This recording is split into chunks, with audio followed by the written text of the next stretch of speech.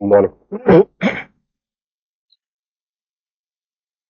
શરૂઆતમાં તાવડિયાજીએ આપણને ગાયત્રી માના દર્શન કરાવ્યા, પછી મનના દર્શન કરાવ્યા, પછી જીવનની અંદર જે દ્વંદ છે એના ગઈકાલે દર્શન કરાવ્યા. હવે આપણો ઇનર સેલ્ફ, ઇસેન્શિયલ સેલ્ફ કરાવશે.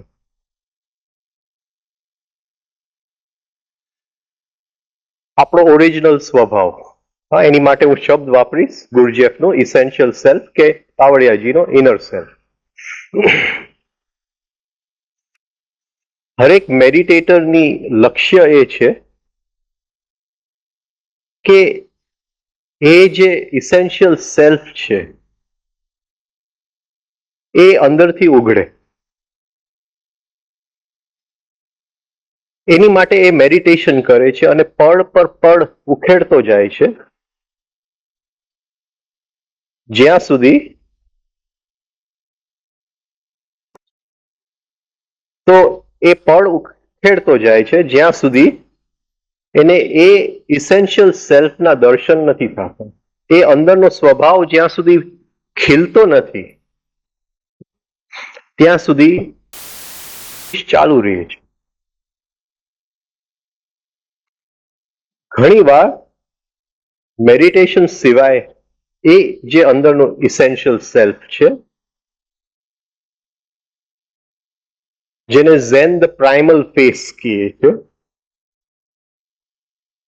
એ અંદરથી બહાર આવવા માંગે છે. આપણા નોર્મલ લાઈફની અંદર, રોજના જીવનની અંદર એ અંદરથી બહાર આવવાની થોડી કોશિશ કરે. એના અમુક ચિહ્ન છે જ્યારે એ બહાર આવે છે. એ આપવા માંગે છે, એ ઉદાર છે. તો જ્યારે આપણે કોઈકની મદદ કરવાની ઈચ્છા થાય, કોઈક માંદા માણસની સેવા કરવાની ઈચ્છા થાય, એ સારું કામ છે કે ખરાબ કામ છે એનો સવાલ નથી, પણ એ વખતે એ થોડુંક અંદરથી એનો ઉઘાડ થાય છે, કારણ કે એ એનો સ્વભાવ છે. આપવા એનો સ્વભાવ છે આશ્રય આપવાનો. તો રોજના જીવનના પ્રસંગોની અંદર આપણે એવી કોશિશ કરી શકીએ કે થોડો થોડો ટાઈમે એને અંદરથી ખીલવાનો થોડો મોકો મળે. ઘણી વાર આપણું જીવન ટાઈમના હિસાબે ચાલતું હોય છે. હું મારી ગાડીમાં તને લિફ્ટ આપીશ, જરા આ જગ્યાએ આવી જાજે, આ ટાઈમે આવી જાજે. એ મેથેમેટિક્સ થયું, એ લેફ્ટ બ્રેઇનની વાત થઈ. પણ ભલે મને મોડું થાય છે, હું તને તેડવા આવું છું. હા, ભલે દૂર છે, ભલે મારા 5-10 મિનિટ બગડે છે, એમાં મેથેમેટિક્સ નથી. એ ઇનર સેલ્ફને આપણને થોડો મોકો બહાર વ્યક્ત થવા માટે. તો જીવનની અંદર જે નાની નાની જે રિલેશનશિપ્સ છે એની અંદર આપણે જોઈ લેવું જોઈએ કે આ જે ઇનર સેલ્ફ છે એને વ્યક્ત થવાનો મોકો આપણે આપીએ છીએ કે મેથેમેટિક્સ કરીએ છીએ. આને મને આ આપ્યું એટલે મને એ આપવું જોઈએ, કે એ ઇનર સેલ્ફ હા ક્યાંક વ્યક્ત થાય છે ને હું આપી દઉં છું.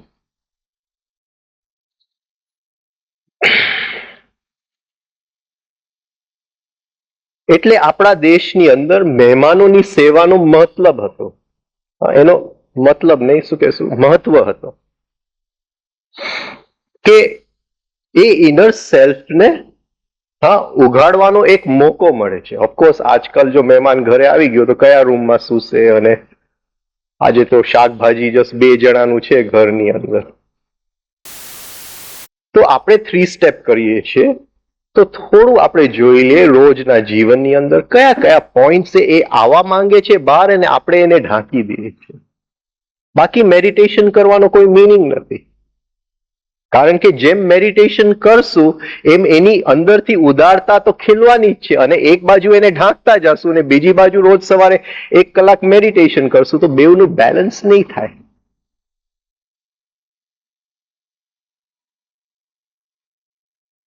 એક વખત જીસસ જેરિચો ગામમાં જવાના હતા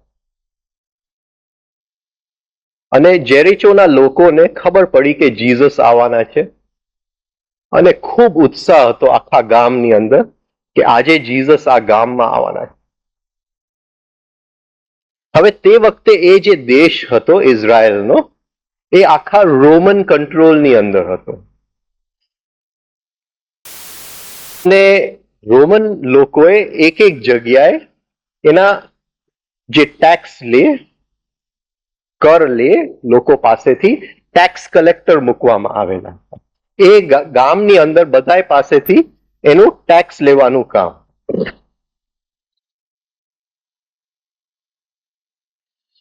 હવે રોમ બહુ દૂર હતું, કેટલા દેશો દૂર ઇઝરાયલથી.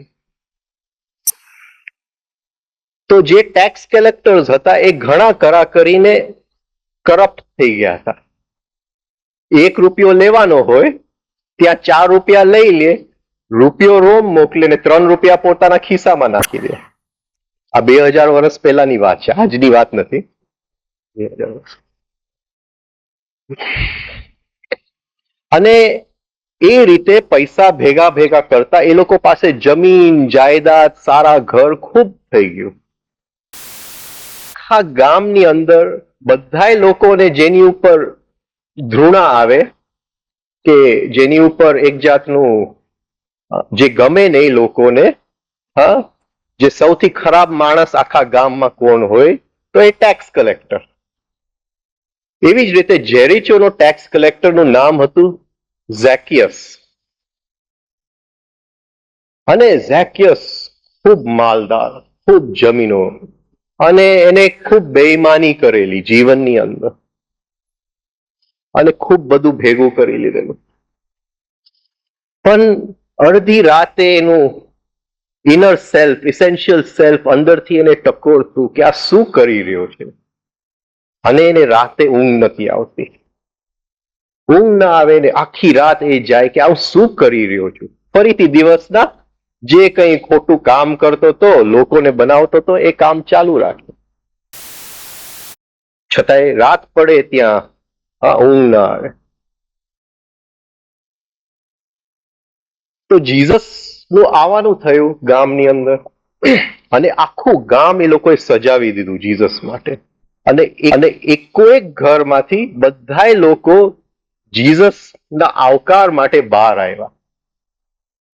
હવે આને કેટલા વખતથી અંદરથી થતું હતું કે હું કંઈક ખોટું કરું છું, તો એને થયું કે હું જીસસને મળું અને પૂછું કે શું કરવું મારે. આ અંદરથી આમ થાય, છતાંય આ છોડી નથી શકતો. જે રોજ બધા પાસેથી રૂપિયાની બદલે હું 4 રૂપિયા લઈ લઉં છું, એ છોડી નથી શકતો. એ એક આદત બની ગઈ છે લોકોની જે બનાવું છું.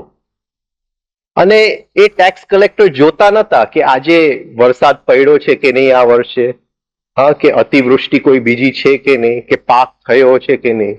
જેને ટેક્સ દેવાનું હોય એ તો દેવું જ પડે. હવે એકદમ ભીડ આવી ગઈ હતી અને જીસસ ગામમાં આવ્યા અને આ ગયા. હવે એની ઊંચાઈ મારા જેવી હતી, જરાક નાનો હતો, અને કોઈને ગમે નહીં, એટલે જેવું એ અંદર જાય ક્રાઉડની અંદર એટલે કોઈક એને ધક્કો મારી દે.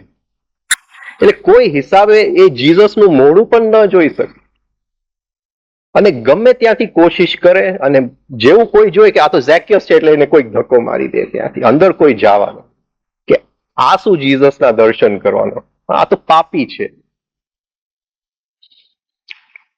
એટલે એને થયું કે હવે શું કરવું, ગમે તેમ એને દર્શન કરવા હતા. પછી એને ખ્યાલ આવ્યો કે જીસસ જે માર્ગે ચાલી રહ્યા છે ત્યાં વચ્ચે એક મોટું ઝાડ છે, ગામના જૂનામાં જૂનું ઝાડ, અને એક જે એની બ્રાન્ચ છે એ રસ્તા ઉપર આમ નીકળે છે, એની ડાળખી રસ્તા ઉપર આમ નીકળે છે.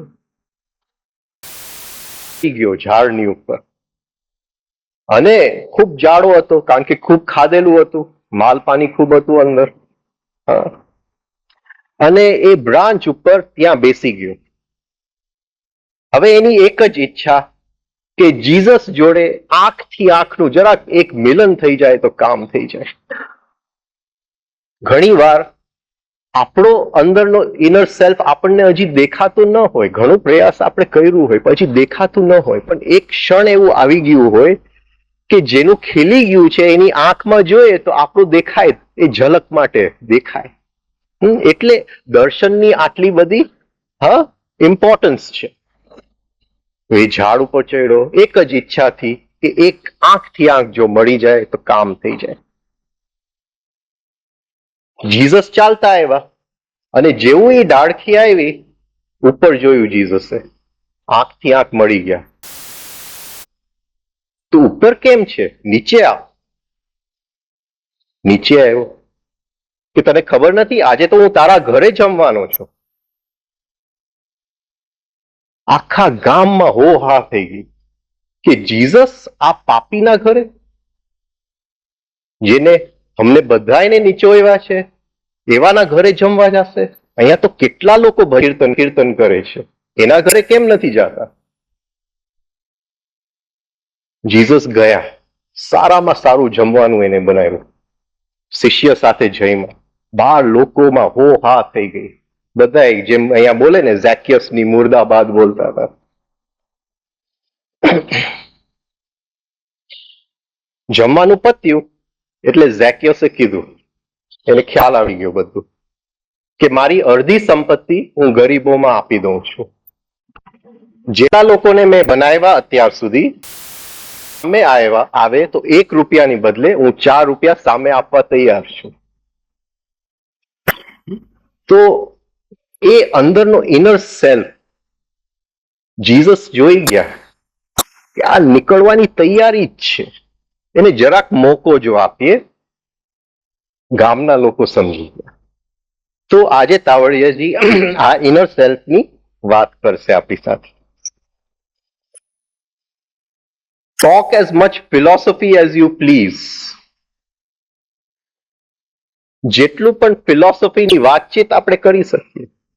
બુદ્ધના વખતમાં બુદ્ધને એવા ઘણા મળી ગયા કે આત્મા શું છે ને ક્યાં જાય છે, અને મર્યા પછી ક્યાં જાય છે ને પાછો નવા શરીરમાં કઈ રીતે આવે છે. અને બુદ્ધ સામે જવાબ દેતા કે મને એ કઈ ખબર નથી, આત્મા ક્યાં જાય છે, આત્મા નવો જન્મ લે છે, એની જોડે મને એટલો મતલબ છે કે દુઃખ છે, દુઃખનું કારણ છે, એ કારણ દૂર કરી શકાય, એની રીત છે. બુદ્ધ કે આટલું જ મારું મતલબ છે. પણ આપણને ફિલોસોફીમાં બહુ રસ છે, પાછલા જન્મ છે કે નહીં ને એમાં કેમ જવાય ને. ટોક એઝ મચ ફિલોસોફી, એનાથી કાવડિયાજી તો બહુ બોલતા કે ફિલોસોફીથી કોઈનું કલ્યાણ નથી થયું. Worship as many gods as you please. 200 જન્મ સુધી worship as many gods as you please. જેટલા ભગવાનની આરાધના કરવી હોય એટલી કરજો. એ ઇનર સેલ્ફ મળવાનું નથી. એ ઇનર સેલ્ફ મળવાનું નથી. Essential self. Observe all ceremonies. આ મરી ગયો છે એની પાછળ 12મું કરો, પણ એ ઇસેન્શિયલ સેલ્ફ ખીલવાનું નથી. શ્રાવણ મહિનો કરો, ભાદરવો મહિનો કરો, સત્યનારાયણ કરો કે આ કરો, જે કરવું એ કરો, એ ઇસેન્શિયલ સેલ્ફ નીકળવાનું નથી. આયા તાવડિયાજી બહુ ચોખ્ખું લખે છે. Worship as many gods as you please, observe as many ceremonies as you please. Sing devoted songs. જીવન આખું ભજન કીર્તન કરો, એ મળવાનું નથી. એ ઇસેન્શિયલ સેલ્ફ મળવાનું નથી. And praises of any number of deities. અને વખાણ કરતા જાઓ કે લક્ષ્મીજીને આમ છે ને સરસ્વતીજીને આમ છે. એ ઇસેન્શિયલ સેલ્ફ ખીલવાનું નથી. Liberation never comes. કોઈ દિવસ આનાથી મુક્તિ આવતી નથી. જ્યાં સુધી અંદર આપણો ઇનર સેલ્ફ નું દર્શન નથી થતું ત્યાં સુધી મુક્તિ આવતી નથી. Even at the end of 100, હા, એ 200 જન્મની વાત નથી કરતા. એક કલ્પ એટલે કેટલા લાખ જન્મ થઈ ગયા. એવા 100 કલ્પ સુધી ભજન કીર્તન કરો, એ મળવાનું નથી, તાવડિયાજી કહે છે. Without realisation of the oneness of self. બસ એક ખ્યાલ આવી ગયો કે આ ઇનર સેલ્ફ છે અંદર અને બહાર એક જ છે, એ બેવ એક જ છે. ધ વનનેસ ઓફ સેલ્ફ, એ આખું આ ભૂભુવ સ્વહની અંદર જે સેલ્ફ છે એ વન છે. એ ખ્યાલ આવી ગયો, એનું અંદર દર્શન થઈ ગયું, વાત પૂરી થઈ ગઈ. તાવડિયાજી કહે છે. ફિલોસોફી, આપણે અત્યારે ફિલોસોફી જ કરી રહ્યા છીએ, મેન્ટલ જિમ્નેસ્ટિક્સ. હા, જોવા વાળો છે, જોઈ શકાય છે, કોણ જોવા વાળો છે, અંદર જવા કોઈ તૈયાર નથી. હા, તાવડિયાજી કહેતા હતા, હા, અહીંથી લંડન પેરિસ ફરી આવશે પણ 2 ઇંચ ક્યાં નથી. Worship as many gods as you please. આદત છે આ દેશની કે આપણા જે સાયકી કે આપણે લોકોને એકદમ ઊંચી સપાટીએ ચડાવી દીધી.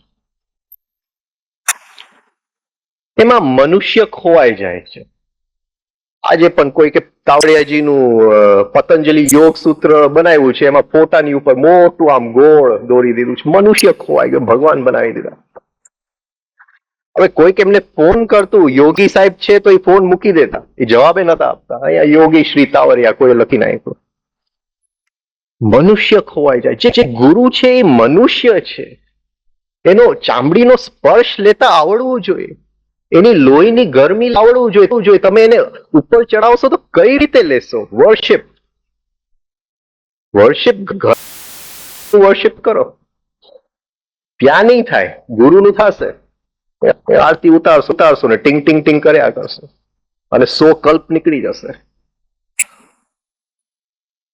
એ જે ગુરુ મનુષ્ય છે ને મનુષ્ય રહેવા દો, એને ઉપર ચઢાવો નહીં, તો તમે એક થઈ શકશો એ ગુરુ સાથે.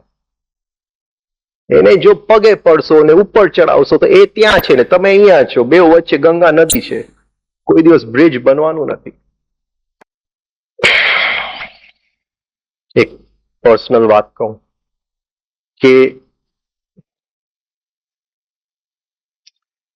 લગભગ મને હું સમજુ ત્યાં સુધી 23-24 વર્ષ પહેલા ન્યૂઝપેપરમાં આવેલું કે આનંદમયીમાં પોરબંદર આવવાના છે કે રાણાવવ આવવાના છે, એવું કંઈક ન્યૂઝપેપરમાં આટલું એક કટિંગ હતું. 2-3 જણા અમે નક્કી કર્યું કે આપણે દર્શન કરવા જાય, અને એક અંદરથી બહુ ઈચ્છા હતી એમના દર્શન કરવાની, એટલે નક્કી કર્યું કે ચલો દર્શન કરવા જાય. એટલે સવારના પોરબંદરની બસ પકડવા અમે નીકળતા હતા, ત્યાં રામદુલાર બાપુ સરુના ઝાડે રિબન બાંધતા હતા. અહીંયા ક્યાં જાઓ છો? પોરબંદર જાય છે. શેની માટે જાઓ છો? માના દર્શન કરો. કઈ જરૂર નથી.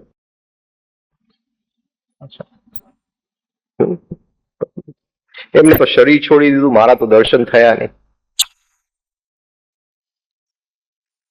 એ અંદર થોડું રહી ગયું હતું કે નતા થયા, કઈ વાંધો નહીં, બાપુએ કીધું છે ને કંઈક હશે એની અંદર.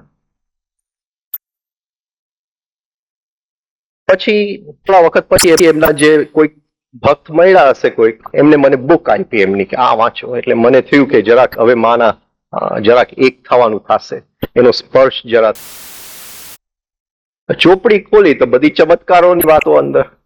મેં કીધું આ માં તો ત્યાં છે, એમનું કેમ સ્પર્શ કરવો?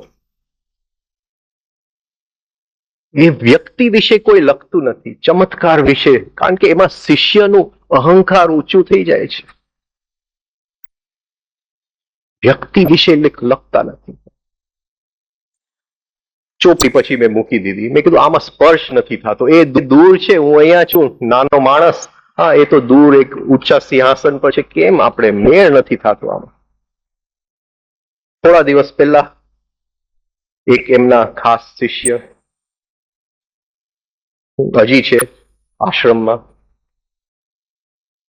જરા મોકો મળ્યો ત્યાં એક્સરસાઇઝ શીખડાવવાનો, તો શિષ્યના દર્શન થયા. હવે શિષ્યની અંદર ગુરુનો અંશ હોય છે, શિષ્યની અંદર ગુરુનો અંશ હોય છે, અને એ અંશ કઈ ગુરુથી ઓછો, અંશ ઇઝ ધ હોલ. એ જે એટલો ભાગ છે શિષ્યની અંદર, એ પૂરું ગુરુ ત્યાં જ છે. એટલે એ સ્વામીજીના દર્શન થયા, એની આંખમાં માના દર્શન થયા, મારું થઈ ગયું, જે 20 વર્ષની મારી જે એક પ્યાસ હતી પૂરી થઈ ગઈ. હજી છે પણ એને હેરાન ન કરતા, અહીંયા હું બોલી ગયો છે એટલે એના બધા નિયમો જાણીને મળવા જાજો.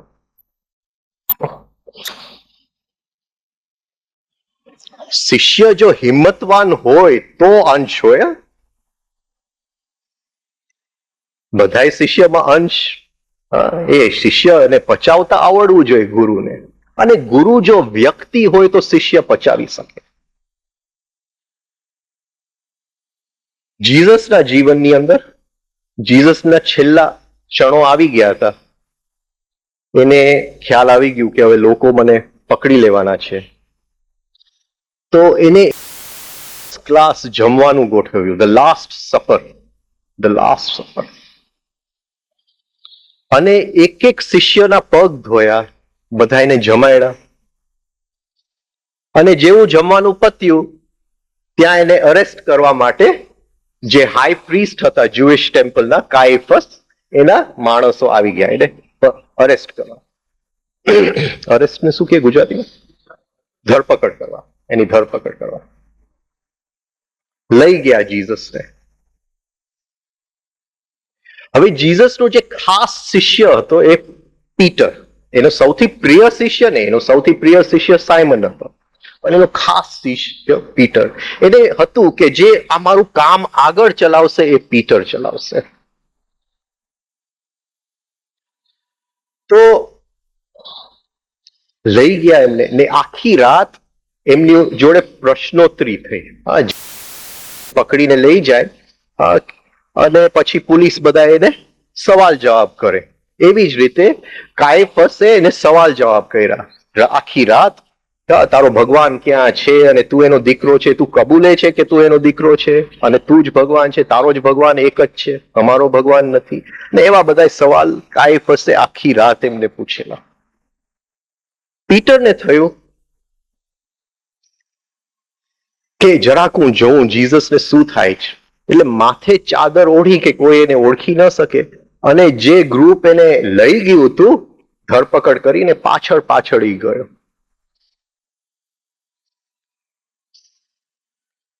અને ત્યાં અંદર પ્રશ્ન પૂછતા હતા. બહાર પીટર જે ગાર્ડન હતું એની અંદર બેઠેલા, અને ખૂબ લોકો ભેગા થઈ ગયા હતા ત્યાં. અને લોકોનું એક જ ડિમાન્ડ હતું કે જીસસને મારી નાખો. ગ્રુપ હતું અને એ લોકો બકબક કરતા હતા ત્યાં. અને એક જણાએ, એક બેને પીટરને જોયો, એ કે આ તો એક એ માયલો જ છે, એ કે તું તો જીસસનો શિષ્ય છે. કે ના, હું જીસસને જાણતો જ નથી.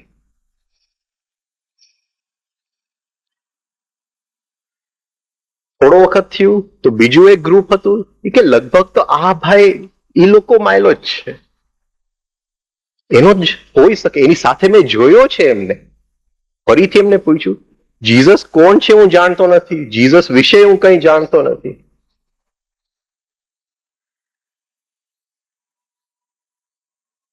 પછી તો જે મંદિરના અમુક પહેરેદાર હતા એ આવ્યા અને એને અહીંથી પકડો. ત્યાં સુધી સવારનો સમય થઈ ગયો હતો, આખી રાત નીકળી ગઈ પ્રશ્નોત્તરીમાં.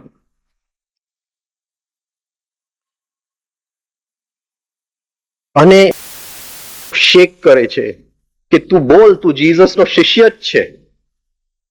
તો એ જીસસને જાત જાતના ગાળ આપવા માંડ્યું કે હું કઈ આવા કોઈ જીસસને ઓળખતો નથી, ને આવો છે ને તેમ છે ને હું કઈ.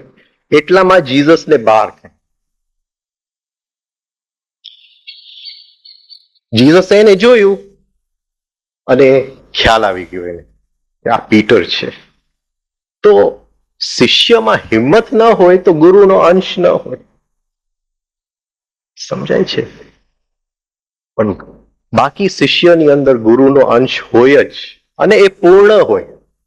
જેટલું ગુરુ હોય, કારણ કે એ અંશ ગુરુ જેટલું જ છે. આગળ જાય. Talk as much philosophy as you please, worship as many gods as you please. જે મનુષ્ય છે એને મનુષ્ય રહેવા દે તો જરાક સમજવામાં મજા આવશે. આપણું પ્રાણ ને એનું, આપણું લોહી ને એનું લોહી એક થશે, એની ચામડી ને આપણી ચામડી એક થશે. દૂરથી દર્શન ન કરો, શેક હેન્ડ કરો. Worship as many gods as you please. આપણને એમ લાગે છે કે આ ભગવાનનો ફોટો છે, પણ એ કોની કલ્પના છે? કોઈ કહે છે કે ઋષિઓની કલ્પના છે. જેની હોય એ આપણું ઓરિજિનલ ફેસ નથી, એ આપણો ઇનર ફેસ નથી. ભલે એની પાછળ સાયન્સ હોય તો જે એ સાયન્સ સમજે છે એ કરે, પણ એ આપણો મૂળભૂત સ્વભાવ નથી, અંદરનું ઇસેન્શિયલ સેલ્ફ નથી. એ ફોટો ક્યાંથી આવ્યો, કોની કલ્પના છે, કંઈ ખબર નથી આપણને. તો worship as many gods as you please, તમારી ઉપર છે જે કરવું. Observe as many ceremonies as you please. Ceremony એટલે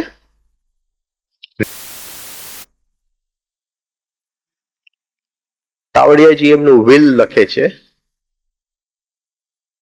કે please do not have any ceremonies after me. These are just to calm the mind which is in conflict. Nothing reaches with the soul which has departed. તમે 11મું કરો, 12મું કરો, ગંગામાં નાખો, ગમે ત્યાં કરો, ત્યાં તો કઈ પહોંચતું જ નથી. હા, કદાચ આપણા મનને શાંતિ થાય છે. ત્યાં પહોંચાડવું હોય તો એનું સાયન્સ છે, જો સમજવું હોય તો કેમ પહોંચાડવું. પણ ગીતા બેસાડવાથી કઈ પહોંચતું નથી. Observe as many ceremonies as you like. Sing devoted songs.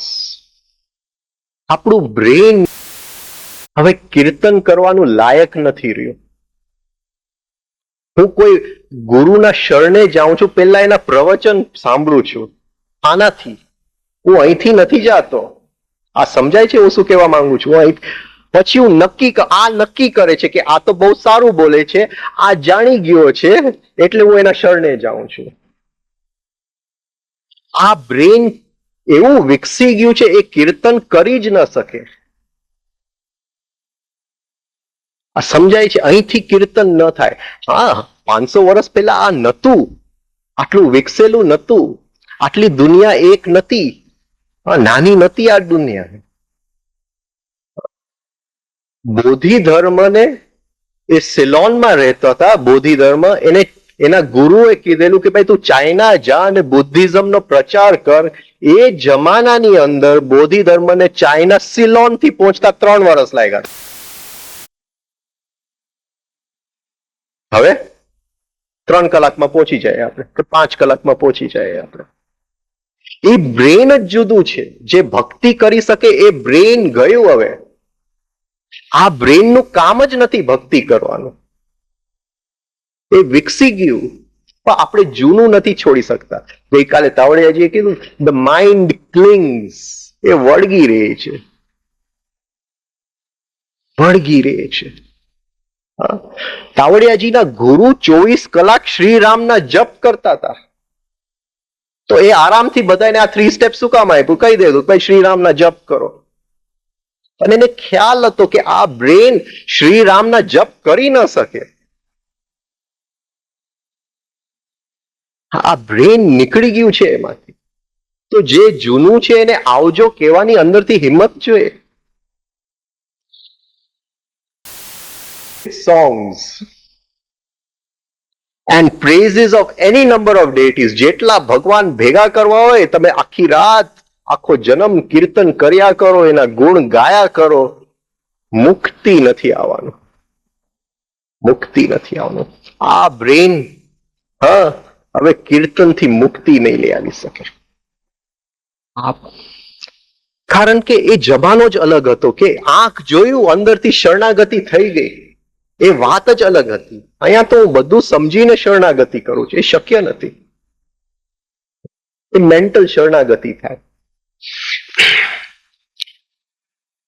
Liberation never comes even at the end of 100 kalpas.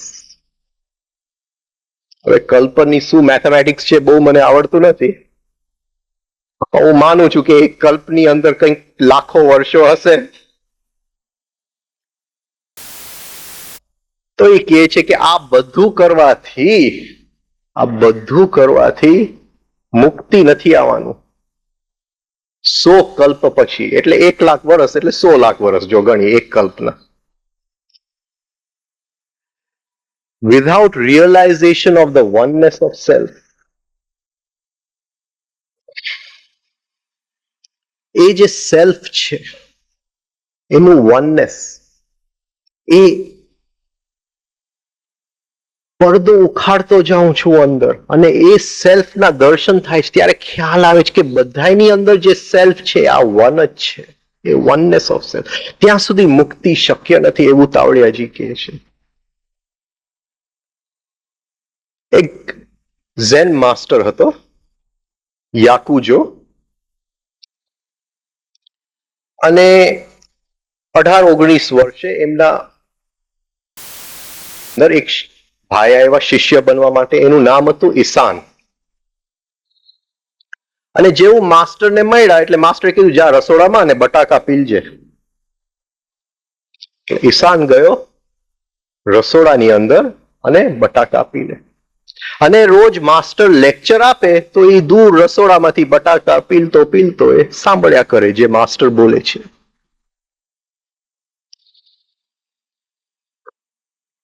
એવી રીતે 8 વર્ષ નીકળી ગયા.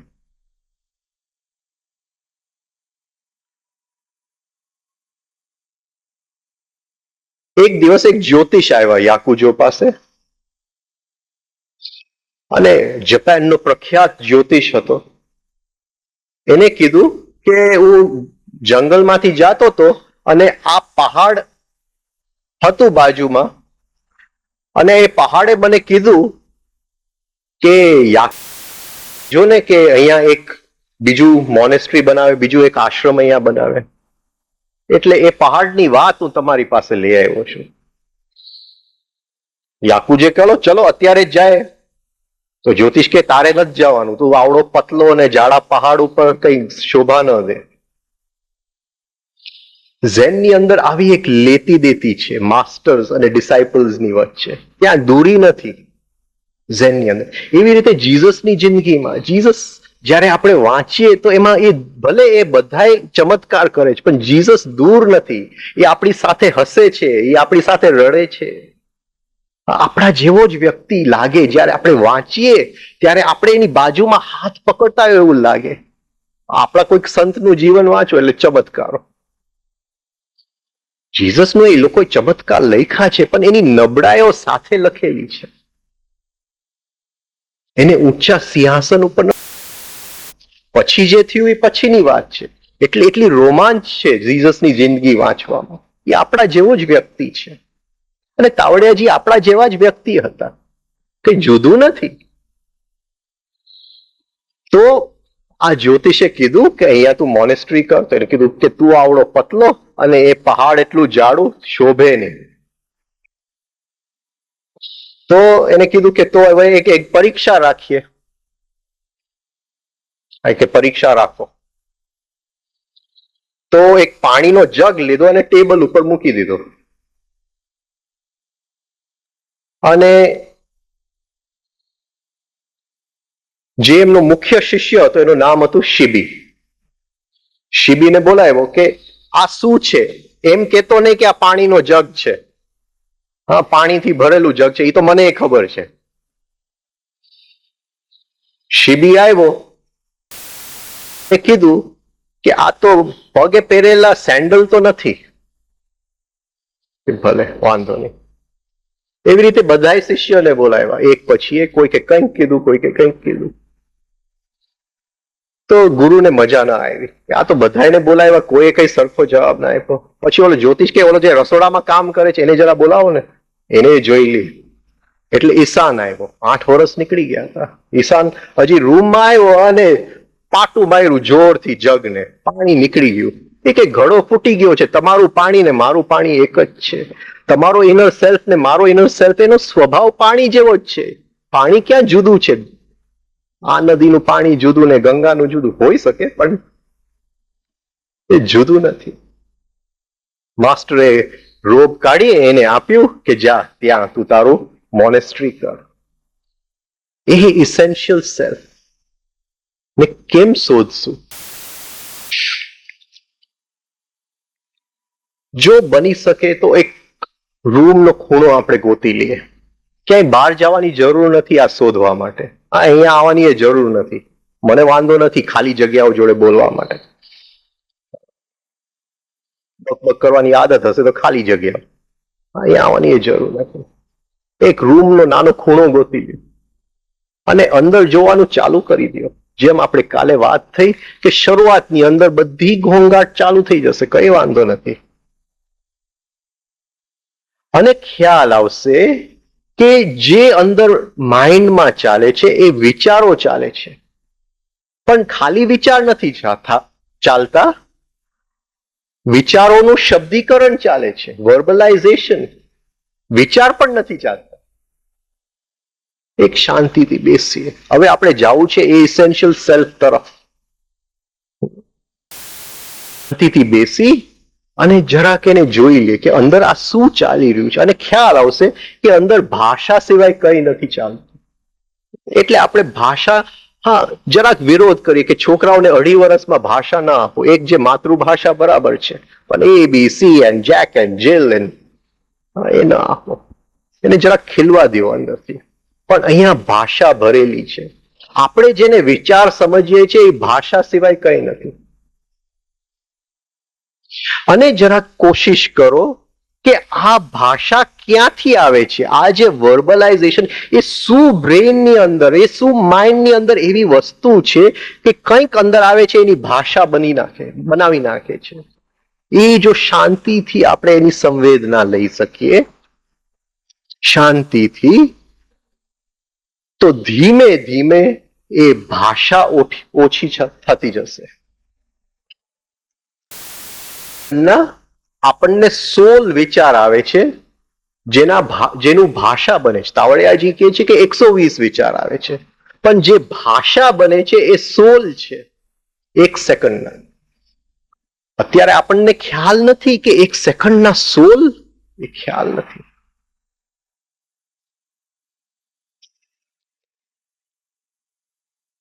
તો સેજ એની સંવેદના લેશું કે આ ભાષા, આ અંદર જે બકબક કરે છે, કારણ કે ભાષા બોલવા વાળું કોઈક જોઈએ. બોલ્યા વગર ભાષા નથી થતું. હા, ઇવન કાં તો અંદર બોલે કાં તો બહાર બોલે, પણ કોઈક બોલવા વાળું જોઈએ. એને કંઈક ટ્રાન્સફોર્મ થવું જોઈએ ઇન્ટુ લેંગ્વેજ. આ સમજાય છે હું શું કહેવા માંગુ છું? એની સંવેદના લેવાની છે, એ જગ્યાની સંવેદના લેવાની છે જ્યાં એ લેંગ્વેજ બને છે. એની જો પકડાઈ ગઈ, એ પોઈન્ટ જો પકડાઈ ગયો અંદર અને એની ઉપર જો સ્થિર થઈ ગયા, તો ધીમે ધીમે ઓછી થતી જશે. આ લેફ્ટ બ્રેઇનની વાત થઈ. આ લેફ્ટ બ્રેઇનની વાત થઈ. પણ સંવેદના જે આવે છે એક કોર બ્રેઇનમાંથી આવે છે, કોઈક બીજા બ્રેઇનમાંથી આવે છે. સંવેદના કોઈક બીજા બ્રેઇનમાંથી આવે છે. પણ હજી ટાઈમ છે. હવે જેવી ભાષા ઓછી થતી જશે, એટલે કાલે તાવડિયાજીએ કીધું કે વોઇડનેસ છે એ પણ મન જ છે. એટલે એક બ્લેન્ક સ્પેસ દેખાવા માંડશે. ભાષા હવે બંધ થતી ગઈ. કાલે આપણે ગાયત્રીની વાત કરી કે ગાયત્રી ભાષા કર્યા વગર અંદર કેમ બોલવું. આપણે કાલે વાત થઈ હતી એની બપોરે.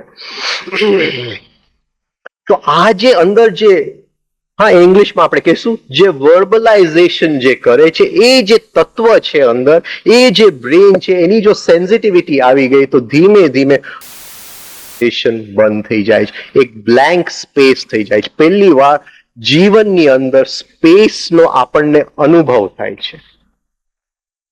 જો 3 સ્ટેપ કરતા હશું તો આ યાત્રા બહુ સહેલી છે, કારણ કે શ્વાસનો આપણી સાથે એક શું કહેવાય સહયોગ છે, શ્વાસનું હેલ્પ છે, બહુ ઇઝી થઈ જશે.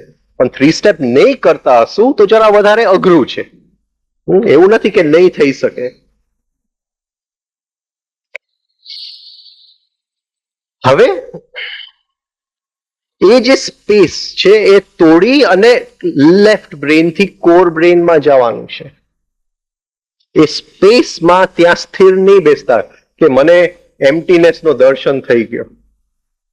99.9% જે લોકો એમ્પ્ટીનેસ ની વાત લઈને આવે છે એ અહીંની વાત લઈને, આ તો પેલું હજી કેજી જ છે. મને એમ્પ્ટીનેસ દેખાઈ ગયું, મને વોઇડનેસ દેખાઈ ગયું. એ બીજું કઈ નથી, ભાષા બંધ થઈ છે ભાઈ, બીજું કઈ નથી, ખાલી ભાષા જ બંધ થઈ છે. હવે પ્રોબ્લેમ શું છે કે એ જે બ્રેન છે અને આ બ્રેન વચ્ચે એટમોસ્ફિયર છે. Ring pass not, the minor ring pass not Tavadiyaji એને કહે છે. એ છેદવું પડે, એને ક્રોસ કરીને જવું પડે. શરૂઆતની અંદર એ આ આંખથી દેખાતું નથી એ કોર બ્રેનમાં શું છે, એટલે થોડી ગુરુની આપણે મદદ લે. ગુરુ કહેશે કે આવું છે એ બ્રેનમાં, આવું છે આ બ્રેનમાં, એટલે થોડુંક એ વિઝ્યુલાઇઝ કરશું. Visualisation is the key. આ એટમોસ્ફિયરને તોડવા માટે one of the keys is visualisation. હા, સેજ એની ચાવી લીધી, સેજ સંવેદનાનો દોરી લીધી હાથની અંદર. સંવેદના એ બ્રેનમાંથી આવે છે. એ સંવેદનાની દોરી પકડતા પકડતા વિઝ્યુલાઇઝ કરતા કરતા આ જો આકાશ આપણે ચીરી શકીએ જ્યાં ભાષા બને છે તો કોર બ્રેનની અંદર પહોંચીએ. તો કોર બ્રેનમાં પહોંચશું પહેલી વાર વિચારો શું છે એ ખબર પડશે. ત્યાં સુધી વિચાર શું છે ઇટ ઇઝ ઇમ્પોસિબલ. ભાષા શું છે એ ખબર પડશે. નાઉ the thought is moving at 120 per second, 120 per pulse beat, એક સ્ટ્રીમ ઓફ પિક્ચર્સ. પટ્ટી ચાલુ છે, ચિત્રની પટ્ટી ચાલુ છે. હવે આ ભાષા વગરના વિચાર છે, આ ભાષા વગરના વિચાર છે.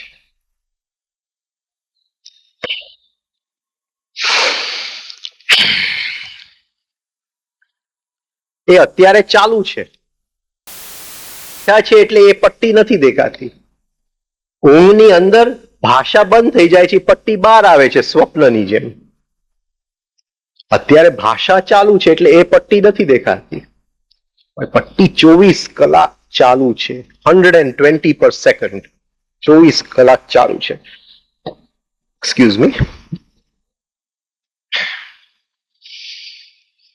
હવે શું કરશું?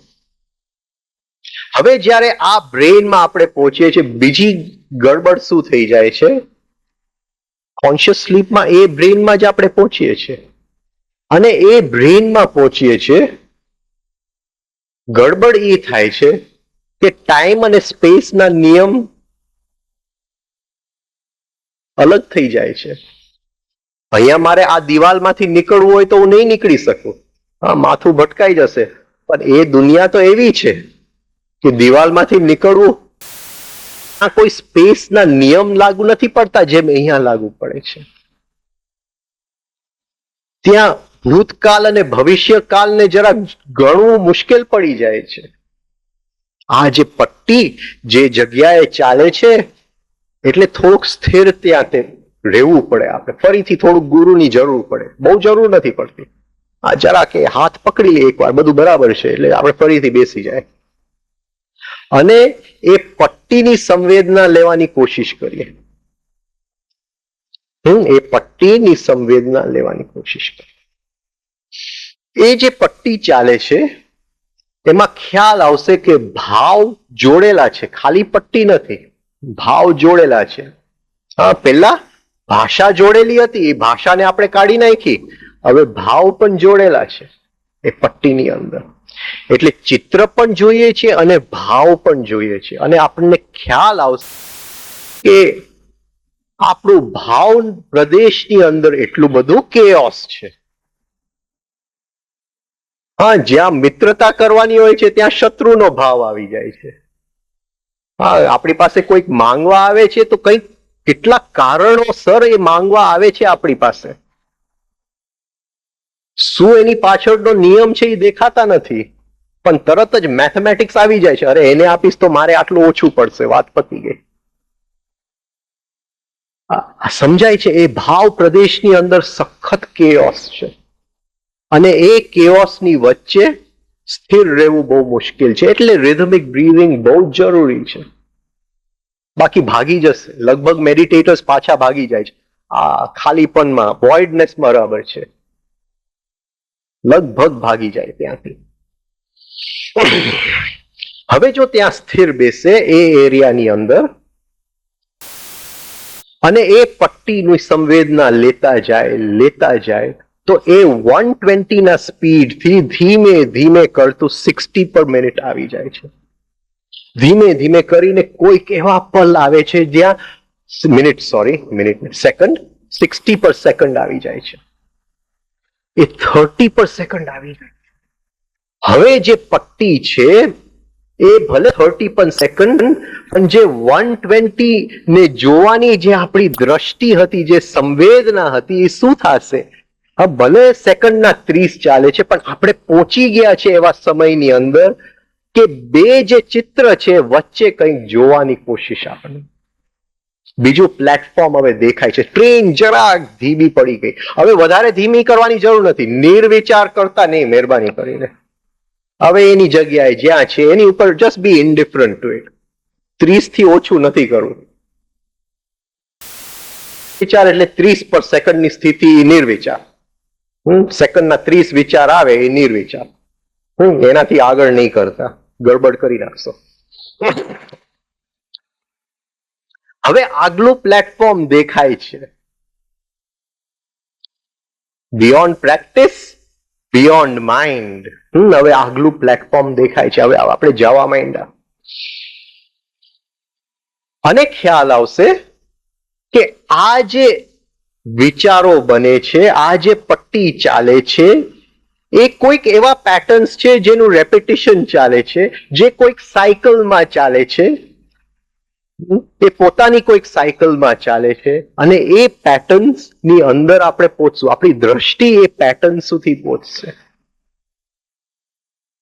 ફરીથી અહીંયા જો રિધમિક બ્રીથિંગ ચાલુ હશે તો એ જે પેટર્ન્સ છે એનું ગોઠવણી એની મેળે કે એ હવે રિધમ શ્વાસમાંથી હવે પ્રાણમાં પહોંચી ગયું અને એ જે પેટર્ન્સ બંધાયેલા છે, પેટર્ન્સ એટલે આકારની, સંસ્કારોની આકારની, હા,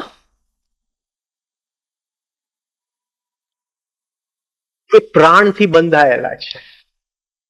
અને જો પ્રાણના આપણે એનું અરેન્જમેન્ટ જો બદલાવી શકીએ તો એ પેટર્ન્સ એની મેળે રિધમ એન્ડ બેલેન્સમાં આવતા જાય.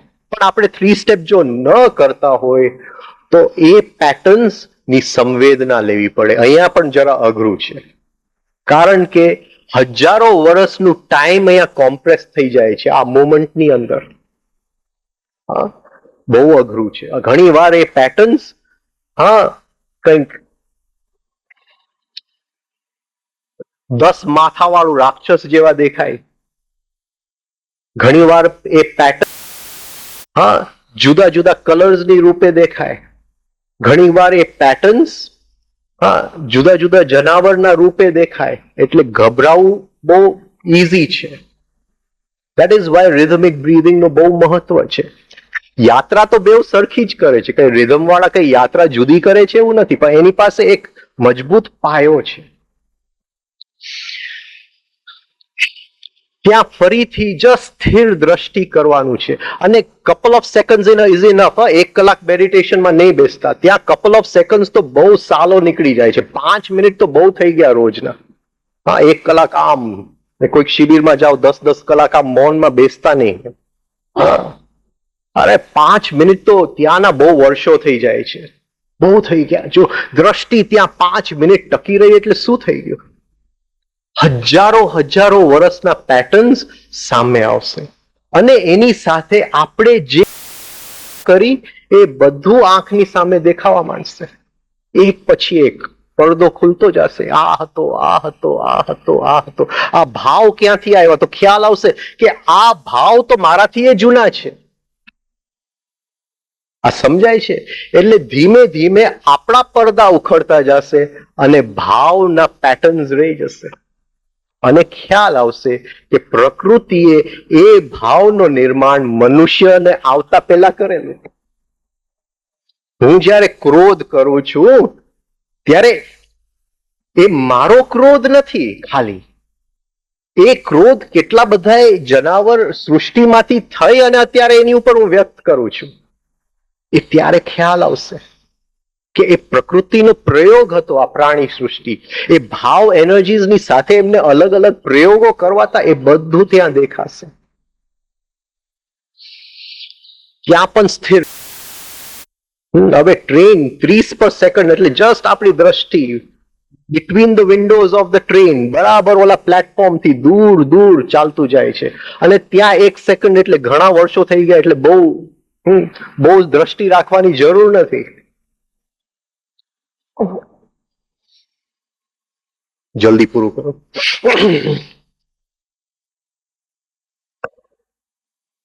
ધીમે ધીમે એ ભાવના પેટર્ન સમજશું એમ પ્રકૃતિના બધા નિયમોનો ખ્યાલ આવી જશે કે આ સૃષ્ટિની ઉત્પત્તિ ક્યાંથી થઈ, આ સોલર સિસ્ટમ શું છે, આ ગેલેક્સી શું છે. ભલે સાયન્સ એક રીતે સમજાવે છે પણ એની અંદરથી સંવેદના મળશે. અંદરથી સમજાશે કે આ શું છે. તમે કઈ કઈ જાતમાંથી આપણે નીકળેલા છે. આપણે ક્યાંક હરદ્વાર ઋષિકેશ કઈક ચોપડાની અંદર અને અહીંયા તો જાતની લાઈન દેખાશે. કયા કયા જાતની ઓરિજિનલ ક્યાંથી આપણે આવ્યા એ બધું દેખાઈ જશે ત્યાં.